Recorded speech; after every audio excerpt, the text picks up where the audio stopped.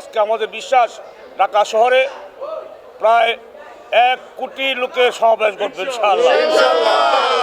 আল্লাহ পাকের অশেষ মেহেরবানি, আমাদের দেশ নায়ক বিএনপির ভারপ্রাপ্ত চেয়ারম্যান, বাংলাদেশের মানুষের কাঙ্ক্ষিত নেতা, স্বপ্নের নেতা জনাব তারেক রহমান সাহেব দীর্ঘ দেড় যুগ পরে আজকে উনি সদস্য প্রত্যাবর্তন করছেন। এই অনুভূতিতে সারা বাংলাদেশ আজকে হাসছে। সারা বাংলাদেশের মানুষ আজকে ওনাকে দেখার জন্য উদ্গ্রীব হয়ে আছে।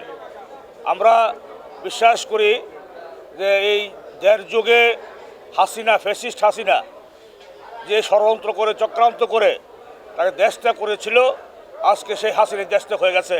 আজকে আমাদের নেতা তারেক সাহেব আজকে সদস্য প্রত্যাবর্তন করছেন হাসি মুখে এবং সকলকে ঐক্যবদ্ধ করছেন। আজকে আমাদের বিশ্বাস ঢাকা শহরে প্রায় 1 কোটি লোকের সমাবেশ করবে ইনশাআল্লাহ। 1 কোটি লোক এই ওনাকে দেখার জন্য, এবং এইটাকে বিশ্বাস, এটাকে আগামী দিনে আমাদের এই ওনার অনুপ্রেরণা নিয়ে ওনার এই আমাদের হেসুজ্জ্বল চেহারা নিয়ে আমরা আগামী দিনে আগামী 12ই ফেব্রুয়ারি ইনশাআল্লাহ আমরা দানিশ মার্কা ইনশাআল্লাহ আমাদের দল ক্ষমতায় যাবে, সংসদে যাবে, ক্ষমতা সরকার গঠন করবে। এই বিশ্বাস নিয়ে আমরা ইনশাআল্লাহ আজকে ঢাকা শহরে রওনা হচ্ছি। আমাদের অসংখ্য নেতা কর্মী আজকে হাজার নেতা কর্মী আজকে উদ্গ্রীব হয়ে ঢাকা শহরে যাচ্ছে। আমাদের নরসিংদী জেলায় মানে জাতীয়তাবাদকে লালন ধারণ করে, বিএনপিকে ভালোবাসে। শুধু ছাত্রদল না, বিএনপি মনে হয় একজনও বাসায় বসে নাই। যে যার মতো করে ট্রেনে, বাসে, সিএনজিতে যে যার মতো করে সবাই হচ্ছে সমাবেশস্থলে তারেক রহমানকে স্বাগতম জানানোর জন্য সবাই যার মতো করে চলে যাচ্ছে।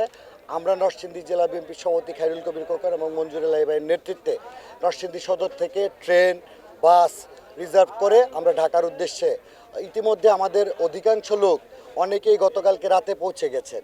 হ্যাঁ, সামাজিক যোগাযোগ মাধ্যমে আমরা দেখতেছি যে তারা ইতিমধ্যেই সমাবেশস্থলে আছেন। মানে আমরা সবসময় ছাত্রদল স্লোগান দিয়েছি, তারেক রহমান বীরে বেশে আসবে ফিরে বাংলাদেশে।